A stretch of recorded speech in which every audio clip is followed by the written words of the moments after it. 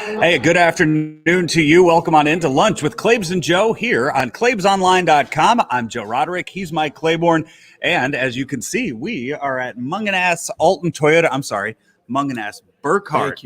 Thank you. Alton Toyota. Jamie Burkhardt's walking around here somewhere. See if he likes to stop by and talk to us and shoot the shit with us when we're here on location. He only wants to talk about one thing today. Well, two things. What great deals they have. Mm-hmm. And what's going to happen with the Blues and the trade deadline? Yeah, no, he could care less about it. I have been following closely what's going on at the trade deadline, knowing that I was going to see Jamie today, knowing that he was going to want to talk about that. Yeah. So I made sure to brush up a little bit, and we'll be sure to get into that. But hey, here at Mungenast Alton Toyota, they will rent you a car. They are not only they're not only. I've bought my last two cars here. And it's more than just the Toyotas. They have all kinds of pre-owned cars on the lot here, but they will rent you out a Toyota car. You took the Highlander down to Jupiter for spring training. The Highlander down to Jupiter, and I got to tell you, it was a smooth ride, regular gas, plenty of space, very comfortable, had all the bells and whistles you needed on it. So I would wholeheartedly recommend come by and rent one, get a feel for it, and then I bet the next thing you do is say how much, and you'll end up with a very nice, comfortable vehicle. Especially as we get near graduation, you're going to be looking around for another car for one of the youngsters in your family or whatever. I would start here, and you wherever you're watching this from, all you have to do is go online and check them out, and they can get a car to you from anywhere. And I think that's something you ought to take into account. So we've got that working for us. By the way, before we go any further. Yeah. How was your weekend with regard to the marathon and all that good stuff? So I ran it Saturday morning. I ran the half marathon Saturday morning, and that's the first time I've done the Go, the St. Louis Go. Very well put together. They had start times every 10 minutes, about groups of 20 people going off. They dropped us off at some park in Riverview, Riverview Park up there, and it seemed so. They took a shuttle. We took a shuttle from Keener Plaza. And they drove to the start line and dropped us off there. It felt like they drove for about 25, 30 miles to get there. I thought maybe I'd signed up for the full marathon, and that's where they were dropping. No, let me out here. I'm good. I think it's 13 miles that way. So you just ran all over the riverfront the entire time, ended in Keener Plaza. It rained the entire run. I was standing outside in the rain Saturday morning for a good 3 hours from the time I got down to Keener Plaza to taking the shuttle there to the start time to when I finished. Hour 46 was my time. So I usually should be able to knock that out in about an hour, 45 minutes or less. The last one I ran was an hour and 39. So I was a little upset with that. Well, the inclement weather and just the new feel for the last mile, just running, and I mean the wet shoes and socks. Yeah. Just that last mile was very, very uncomfortable going up. And drove. I mean, you got to think too. You're going from the riverfront up to Keener Plaza for that last mile.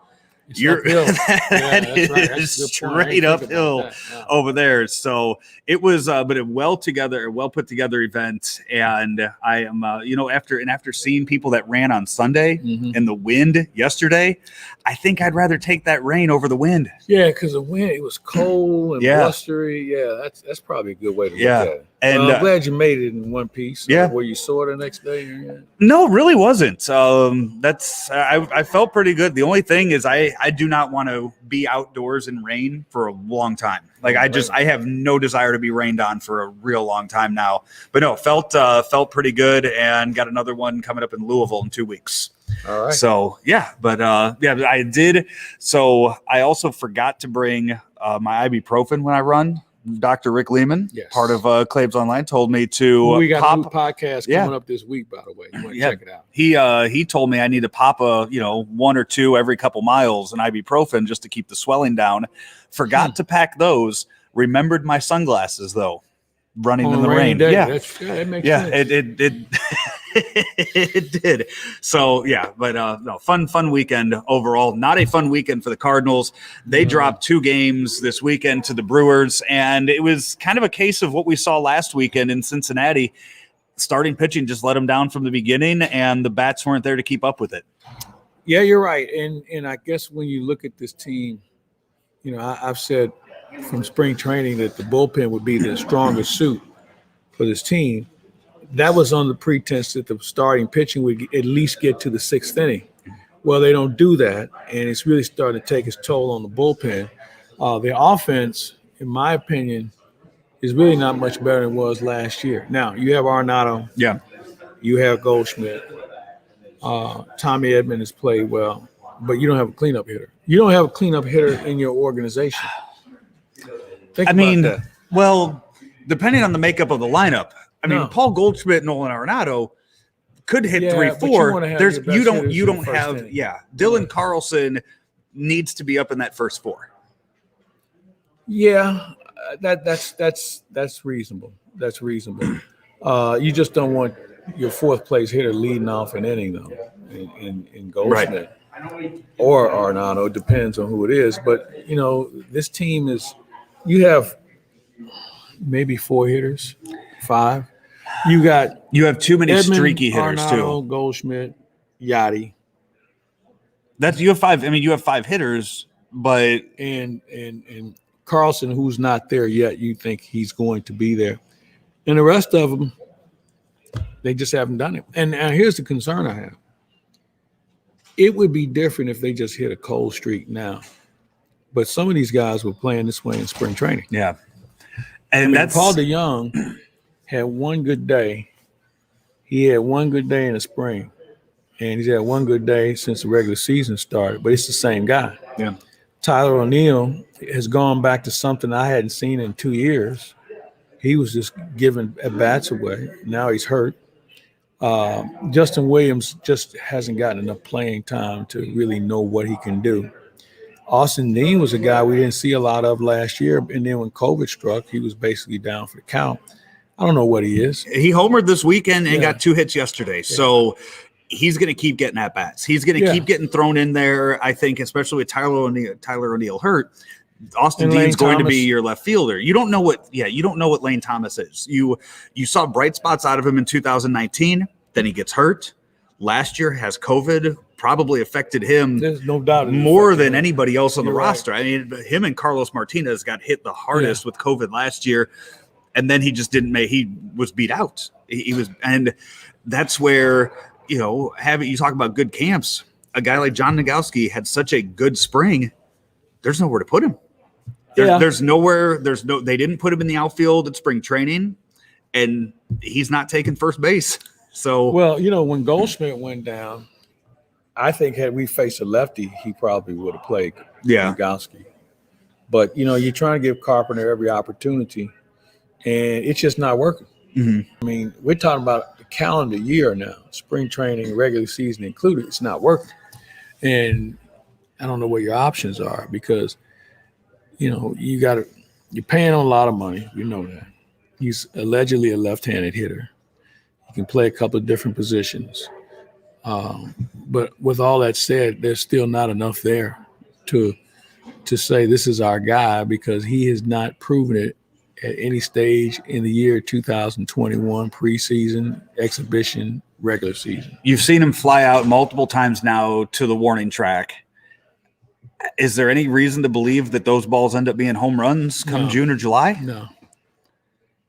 He's gonna, and that's the wear and tear of the season too. So he's not going to get stronger as the season goes on.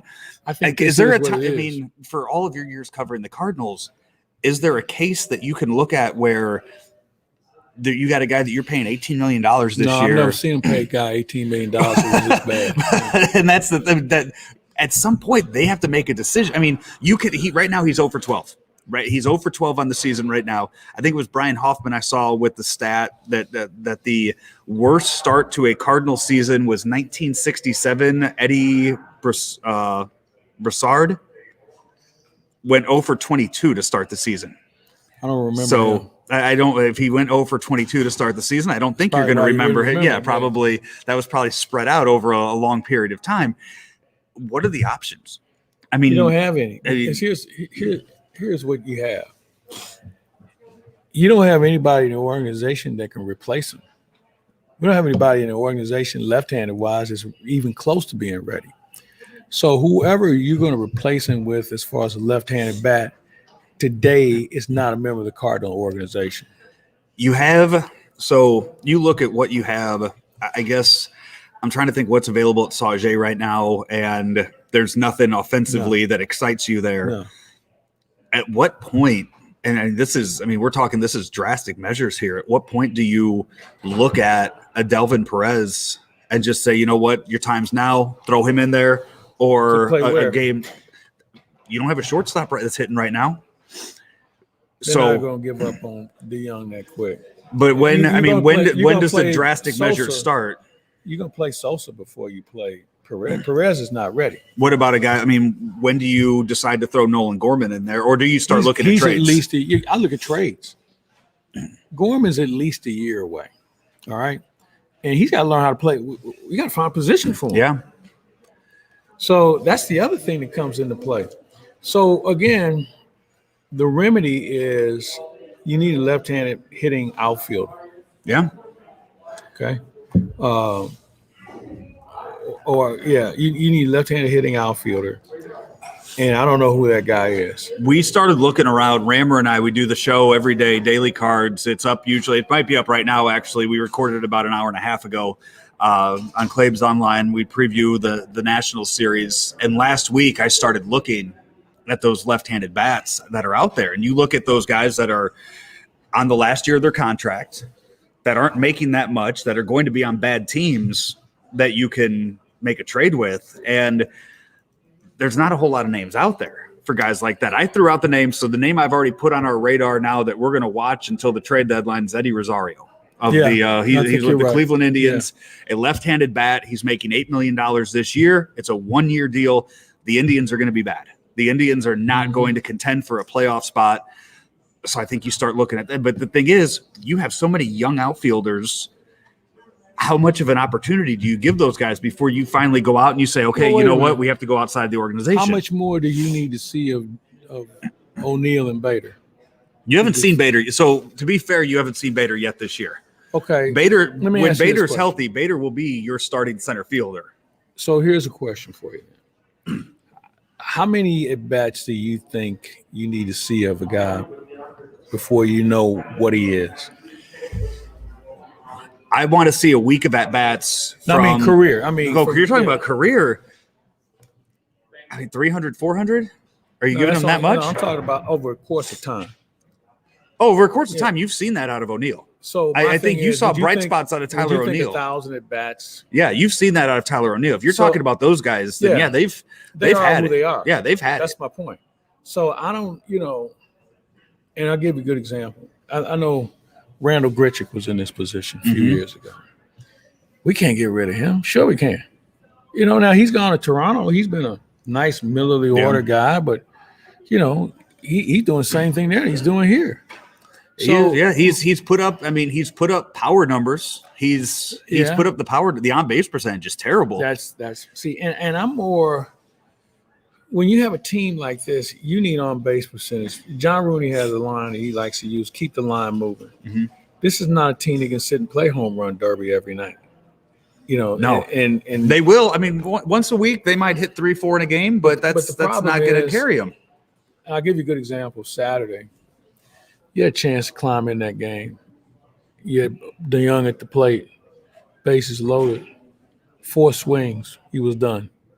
Same swing. Was it 4? Was it? I thought no, they just threw he fouled one off. He fouled one. 3 off. sinkers and he was done. He fouled one. That's the only reason. Hey, that at bat right there. That's one you're looking at. But that's what you're seeing from him, O'Neill, Bader. They're all the same guy with regard to that.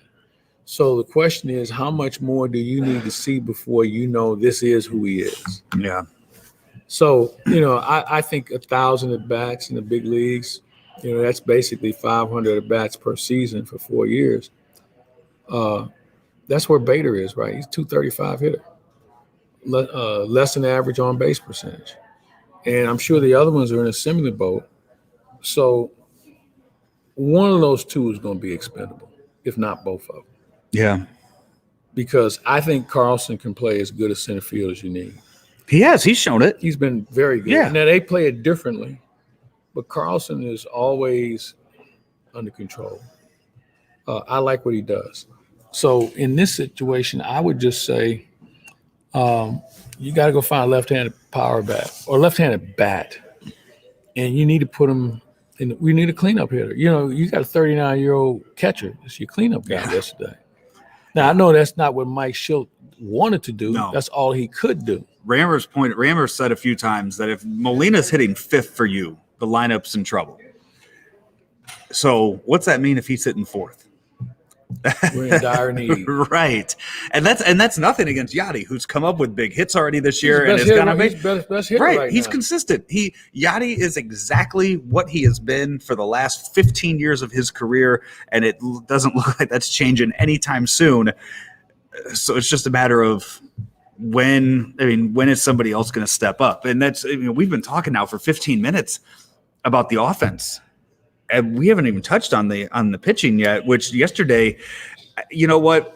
I will, instead of sitting here and ripping on Ponce de Leon and the start that he had, Johan Oviedo came in and had a hell of an outing yesterday. Was it 4 1/3, 4 2/3 that he came out and pitched yesterday and shut down the Brewers, stopped the bleeding in the game. The offense, They gave him a chance. They gave him a chance. He gave him a chance to climb. And then he stepped up into the plate and had a pretty nice at bat for his first time. Oviedo's a guy that's going to compete for a starting spot next year, if not this year. The Ponce de Leon situation, he had a couple of plays that weren't made behind him. He was never able to pitch around it, and it cost him. Mm-hmm. If you can't pitch out of trouble, then you probably shouldn't be pitching. Okay, because trouble is going to find you. And one of the problems we have with today's pitchers, normally when a guy gets in trouble, they get him out of the game. They don't give him a chance to pitch out of it unless it's like, late in the game. In his case, he's his own worst enemy. I don't know if we'll see him get another start because KK threw yesterday. He had a 90-pitch sim game yesterday. Felt pretty good. We'll find out more today. So I think with Oviedo breathing down his throat, breathing down his back, he could be a guy, but you still have to find a long guy in the bullpen, and that's what Woodford was. Yeah. So they got some issues, but, Joe, it's very simple. As good as the bullpen is, if you don't have starters who can get you to the sixth inning at least, your bullpen will be useless by May. No, they're definitely using every bit of that, and you just saw him have to make that move to bring up Oviedo, put down Woodford this past weekend. So they're going to have to make another move when they go to Philadelphia this weekend to get KK in the rotation. And Mike Schultz said after the game yesterday that he was considering going to a 6-man rotation for I guess the rest of the first half of the season.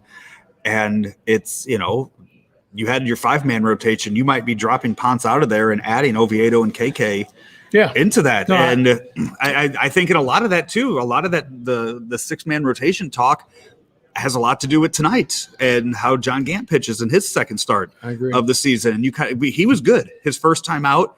See how well he does in the second outing to see if he deserves to keep getting looks there. Well, I think you and I talked about this some time ago. I think that, they talk about Reyes getting 100 innings.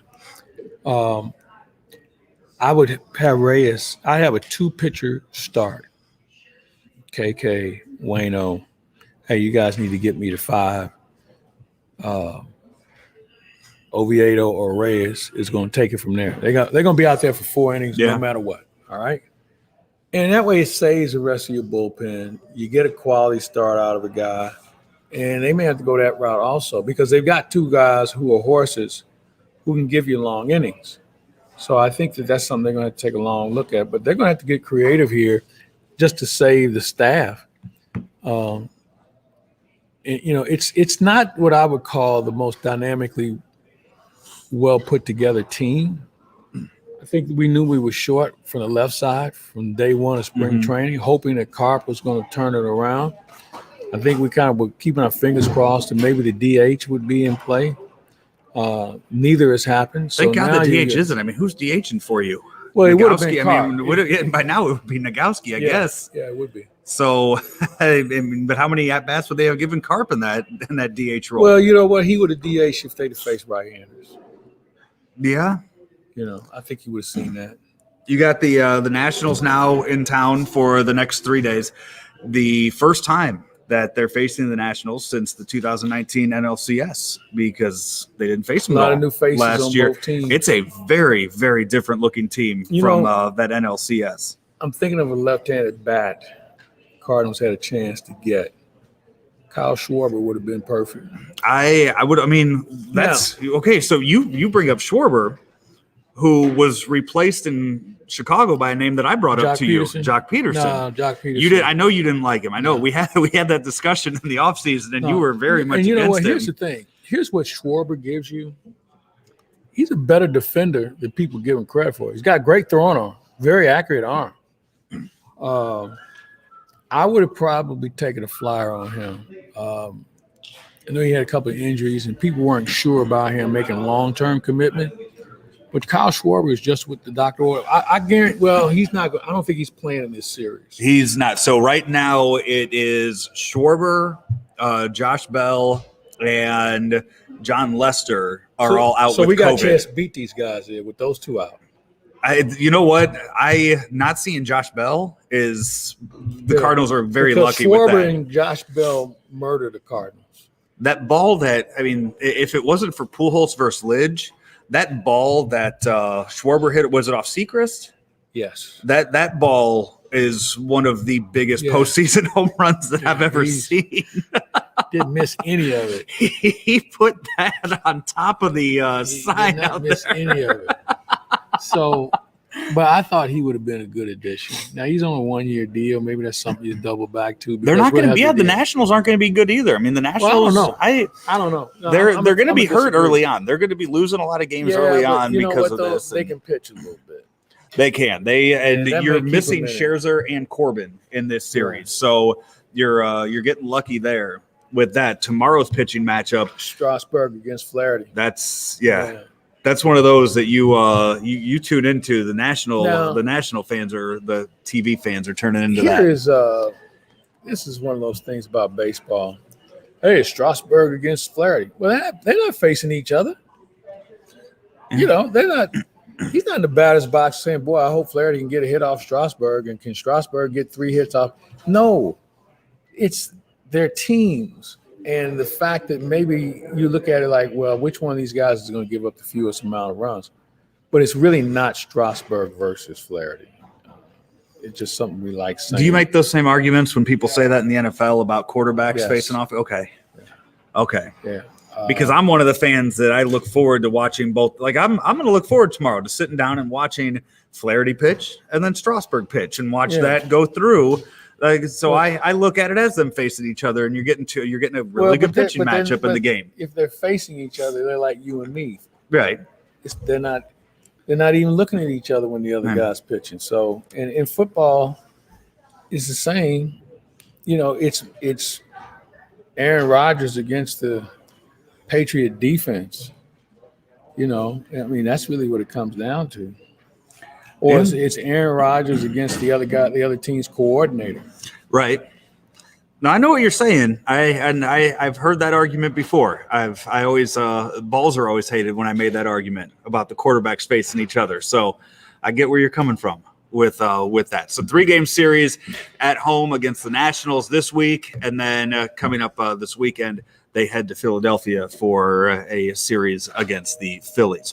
We will be right back after this with a more Blues talk. It's the trade deadline today after a message from our friends at Cameron. Hey, Matt Minster here with my trusty assistant. Sorry? I'm Suzanne, the Magnificent, and this is my trusty assistant, Matt. That's right. And we're here with easy tips that can save you energy and money. Like magic. Adjusting your thermostat 7 to 10 degrees for 8 hours a day can save you up to 10% a year. And a smart thermostat can change the temperature automatically. Abra Adjusto. Impressive. There's more where that came from. LED light bulbs use up to 80% less energy and can last 25 times longer than regular light bulbs. Ooh. Ah. And using timed outlets can help you save even more energy. Tickety-tockety-too. Or try Smart Plug. Now these cool devices sync with your smartphone so that you can manage your energy Ta-da! with the touch of a finger. Hey, you're pretty good at that. Thanks. Want to see another trick? Of course. Energy savings made easy. Find more tips at AmeronIllinois.com/savings made easy.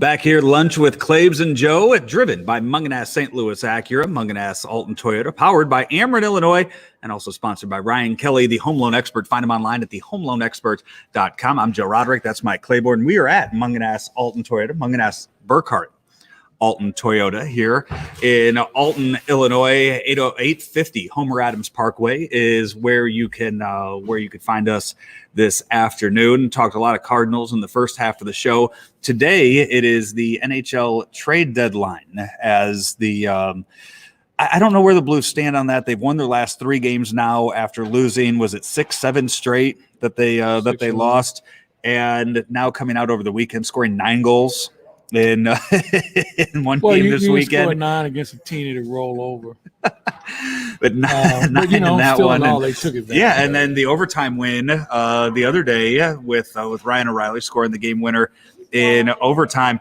I don't know what you do with the team right now. You're stuck. You are. If they would have kept losing over the weekend, even if they would have lost 1 of the 3 games over the weekend, maybe you can look at them possibly making a move. But right now, with the 3 wins in a row, I think Craig Berube's just kind of stuck with the team that he has in front of him and just work on motivating them like he has. Yeah, and I'm not sure if that's the answer. I think there's a couple of things you have to take into account. I know people want to see a deal made, but other than the obvious good players, O'Reilly, Cairo, Thomas, guys you're trying to build around, who else is attractive to you on this team that you can move? I mean, you can move Hoffman, I'm sure. Yeah. But I mean, I don't know what you're going to get for him. Yeah, that's the thing. So I don't know who else would be that greatly interested. I know Vince Dunn, hell, he's been on the trade block for the whole season, and they haven't been able to push a button on him. So I don't know if this team has enough assets that somebody's going to give the Blues a very healthy draft choice. So they may be stuck with it. Now, with that said, they've got to find a way to make themselves better next year. And I don't think you can bring this team back as we see it. So you're going to make some tough decisions on who you're going to sign, who you might want to move. You got to take a longer look at your farm system to see who might be close. But, the Blues are kind of like in purgatory right now. They can't go up or down as far as movement is concerned. And they got a game tonight. Deadline is at 2:00 Central. So they got an hour and a half to get something done. The one name that was floated around a lot in St. Louis was Taylor Hall. I'm not sure where he would have fit in with the team. I'm not sure how they would have paid him this year, but he was traded earlier this morning or overnight to Boston. Boston gave up a lot for him. Yeah, and it looks like he's going to be signing an extension with Boston. So, and this will be the first good team he's ever played on. Yeah. So we don't know what kind of player he's going to be. And it's just like Mike Hoffman. Mike Hoffman, this is the first team Mike Hoffman played on that was any good. And we found out that maybe he's not what the doctor ordered with regard to his skill set and his relationship to this team. Well, that's I mentioned Berube calling the players out, and Hoffman was a healthy scratch the other day and comes back and gets to play and scores a couple goals this weekend. And same with Jordan Bennington, who seemed to be really struggling in net, and again was called out by his coach, said that here we come, and since then he's been playing a lot better. Here's my disclaimer here. He played the same team twice, so I need to see a little bit bigger of a sample size as far as other teams that you're competing with that are already in the playoffs or fighting for a playoff spot. So I'm not one that's going to put all my eggs in a weekend basket of eggs that included the Minnesota Wild. I think I need to see a little bit more. Unfortunately, you can't, because guess who you're playing tonight? Minnesota. So it is what it is. I don't want to call it a lost season, but it's a frustrating season with regard to when you're a 500 team, there's always frustration. Yeah, they. But when you look at its future, I don't think you can win with this team this year or next year without some legitimate additions and some definite subtractions. We looked at last time we looked at the schedule and kind of looked at how many points they needed to get playing bad teams. That was in the midst of their losing streak that they had. You kind of look at it now. They have a game coming up this weekend against Arizona, and that's who they're in front of right now. They're hanging on to that 4th spot in the Honda West. So they're, they need to win that game. They need to win that game. They need to win out. And there's no off nights on that schedule. As I look through it, no. I mean, you got 4 coming up against Colorado. It's not going to be easy to end it here. Well, I will say this. If they get in, they could be a handful. If they stay healthy, they could be a handful if they get in. Because in my opinion, they're already in playoff mode. I think you already have to feel like this is a playoff rush, and you're always playing game 2 of a series right now, or game 3. So 90 minutes before the trade deadline, do you think they're going to make a move? No. I agree. Well, I know they had everybody on the ice this morning for the morning skate. Mm-hmm. But you never know. Somebody might throw something at them down the stretch. There's some teams in the Eastern Conference that, Hoffman could play for. And as you notice, everybody's looking for goal scoring. So if you move Hoffman, you have 2 problems. Take away a bona fide goal scorer, which you're definitely going to need in postseason. And you don't have many offensive threats from the left side. Yeah. So you're almost stuck with them. Yeah, I don't think they're going to do anything either. So there you go. 2:00 is when the trade deadline will come. So 90 minutes from now to see if the Blues make any moves before their game tonight up in Minnesota. This weekend was also the Masters. Hideki Matsuyama wins, first Japanese player to win the Masters. And it was weird having the Masters back 5 months after having the Masters in November. But it seemed more normal having it again back in April, just kind of right off that 2020 Masters for what it was. And Matsuyama, he made that nice run on Saturday. Didn't seem like he could miss, and held on to everything yesterday. Held on is right. It was great to see a person from another country represent his country and be the first.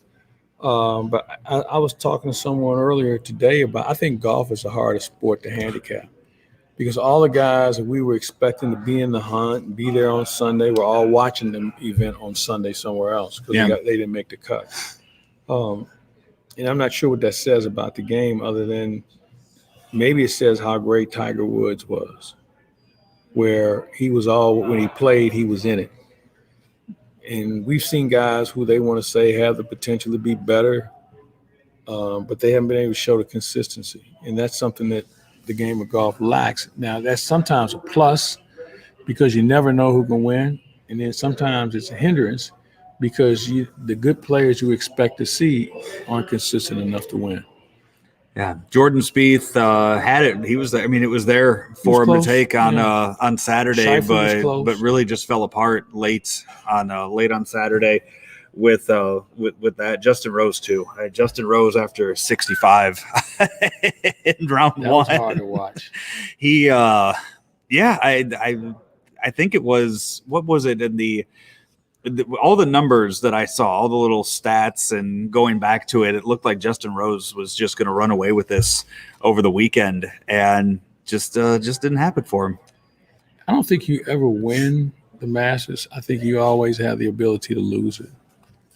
There's just so many things that come into play, and it becomes more psychological than physical because all these guys physically can play. But the psychological challenge, I think, is something that, while it's never been written on paper, it truly exists. I didn't see where did Koepka end up? I think he missed the cut. Did he miss the cut? Yeah. Because he missed the cut. What was the stories about him all last week with the knee surgery that he came back for, and all the images of him having to bend over and get the ball out of the cup, and it's okay to sit one out. Yeah, but you know what? You only get X amount of kicks at the can at a major event.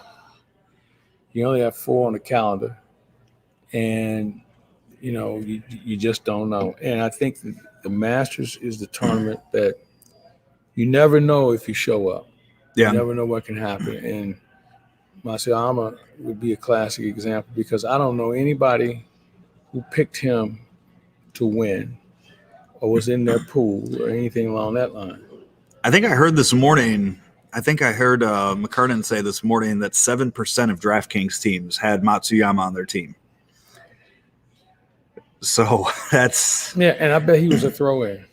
I just kind of look at stuff and go with it from there. Yeah, I did not cash out in my game. I got up to 15th. I think. Who did you have in your team? Oh, I have to go back and look at who I had, but I got up. I slowly crawled up to 15th on Saturday, and then it all just kind of fell apart for me over the at some point on Saturday. I don't know if it was when Spieth started to bogey a few holes and drop out. That's when everything kind of fell apart. I ended up with here it is. As I looked through, I read it to you last week. I know I had Spieth on the team. It's not going to open. I know I had Gary Woodland on there. All 6 of my guys made the cut, so that should have helped me out with that. There we go, 27th overall, and there, Justin Thomas, Jordan Spieth, Oosthuizen, Woodland, Finau, and Schwartzel. That's not a bad group. They all made the cut. Yeah. That's all you can ask for is all the guys making the cut and going from there with that. So that's all I had. By the way, Jay Jr. Wanted me to show off the ponytail. Claibs, you haven't commented on my hair in a while now. Is that just something you've just dropped out on? It is what it is. That's lovely. It is. Kind of look like. And it's you know what it's. No, do you have a period on how long you're gonna let it grow? I'm gonna grow it out until for the rest of the year, and then we're gonna cut it off and donate it. So that's okay. You see, when I say that. You can no longer really say anything about it. No, before we wrap up here, you had something you were looking at before we went on the air. The new NBA or the new basketball league. It's a very unique concept. They're going to take juniors, high schools, juniors and seniors, and put them in a league with other elite talent around the world and play. Now you're going to give up your college eligibility, but you'll have a chance to be better prepared for the G League, and certainly. You'll be indoctrinated into the professional ranks. And, they already do it in Europe. I mean, those guys are playing in adult leagues. So it's going to be interesting to see how it works. Guys will get paid. They can deal in marketing images and things of that nature. I wonder who's financing this, because I think it's going to make the high school situation very challenging. AAU, very challenging. The colleges, very challenging, because you're going to see some good players that you would be recruiting that are going to be in this league. So let's just say you have 10 teams or 8 teams. 8 teams of, let's say, 10. Mm-hmm. So how many is that? 8 teams of 10, so 80. 80 players, 80 players that are no longer going to be able to be recruited. 80 players that are not going to be All-Americans. 80 players that aren't going to be one and done. Did you say, now when you were reading that, did you say it starts at 16? Is Between when you 16 and 18 years so old. that'd be my only issue with that. But you're going to be tutored. You're going to have an education. You are, but if that's taking you out of the running for any college, and it's not going to work out for all those 16 years. So at 16, if you're making a decision like that on your future, and it doesn't end up working out for you, I just feel like that is. So here's what you do. You set up a super fund for individuals who don't make it, and you have money earmarked for them to start their college. Yeah. Start college. And they're getting paid. I mean, and so they are getting paid too. And they can't take that money for any other reason.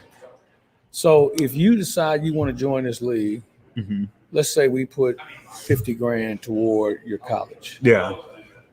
And you say, well, give me the money so I can. No. We're going to sign you up, and we'll directly pay that university as long as you want to go there to get an education. You can't play. you can get an education. Yeah. And that's play what's more intramurals. important. Yeah. You can go out there. Yeah, intramural team all of a sudden gets much better. Every Greek organization is recruiting you now.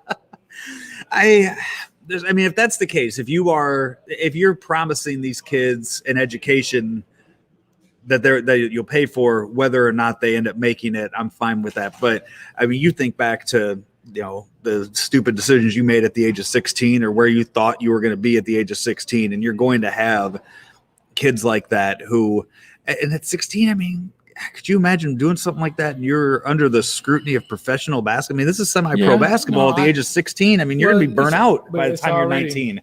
It's already going on in Europe. It is. It's basically advanced AAU is what this is. It is.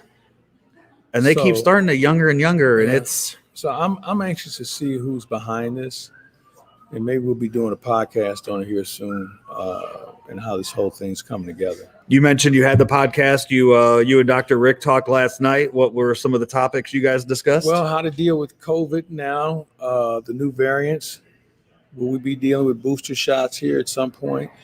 We went in the mailbag and got some interesting questions from that. But it's more COVID related to kids, and just see, my thing is now, these kids lost a lot of valuable time in training and preparation. Coaches are going to have to be in a better position to recognize who needs a little bit more time and instruction, and not assume the little Johnny's going to be as good as he was before COVID struck. Mm-hmm. So I think it's something that starts at home with parents, the athlete, the coaches, and the expectations that come with it. So it was good. We covered a lot of bases on that. So we'll have that up this week.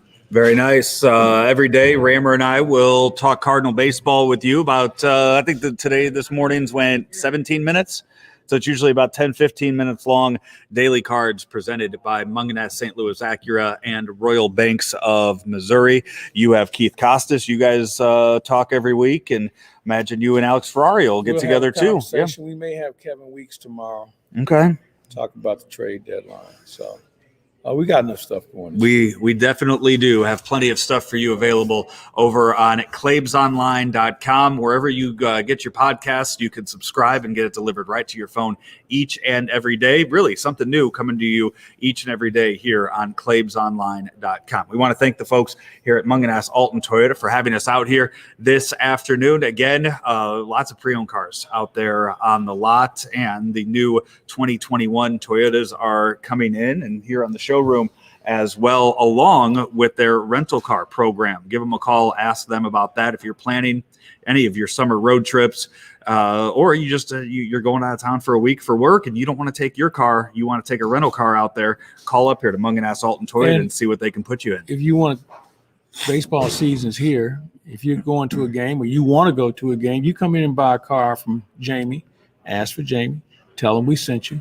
Make sure you get a pair of tickets for a game, maybe 2, maybe 4 tickets, depending on what kind of car you buy. No, just you come in and buy something here, we got something for you. I meant to ask you about this. So we had the opening weekend here. What was that's the first time in a year that you've seen fans in the stands there at Busch. What was it like calling the game, seeing the fans out there? It was kind of eerie in a way, because I'll tell you what the crowd looked like, the way they were spaced out. It looked like a Sunday afternoon game when the game had already been decided and fans just didn't have anywhere else to go. Like being on a road trip in Miami in June or something. Yeah, it's like, okay, Cardinals are winning 10-1. Game's over. I'm just sitting here taking it in because I got nothing else to do. It's kind of how the crowds were because of the way they were spread out. But hopefully we'll get some more in next month and the month after and be at full capacity before you know it. Were you allowed or able to walk around the concourse or anything and kind of take in? Yeah, are there fans out there, or are they kind of being told? Are they being told like they have to go to their seat, or can they go out and get their food and sit out there and eat it? Yeah, they can do that. They got plenty of spaced out tables on the concourses. But when it started raining, everybody came in, so the bars were, social distancing wasn't something in play, but everybody had a mask on, and it worked out. So, again, hopefully we'll get more people with each month that goes by. I was going to say, has there been any word yet on what's going to happen with May? They're going by the CDC rules and regulations. Dr. Frederick Eccles, the acting director of health for St. Louis, City of St. Louis told me the other day that they're going to go by what the CDC mandates are. And as they relax some of their things, they will too.